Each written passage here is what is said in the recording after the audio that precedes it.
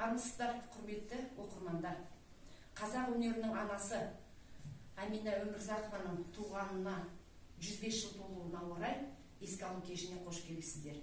Аты аңызға айналған қазақтың бір тума актрисасы Әмина Ерғожақызы Өмірзақова 1919 жылы 8 наурызда Семей облысы Абай ауданы Қарауыл ауылында дүниеге келген.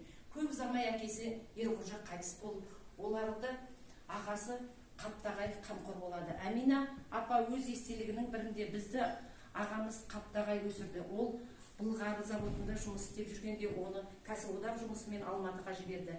Қаптағай ағам өзімен бірге бізді де ала кетті. Бізді ашаршылықтан аман алып қалу үшін қалтасына бидай толтырып әкелетін. Оның осы қамқорлығын мен ешқашанда ұмытпаймын дейді. 1934 жылы Ленинград қаласындағы театр училищесіне іріктеу жүріп жатқанын білген Әмина Өмірзақова бірден жолға шығады.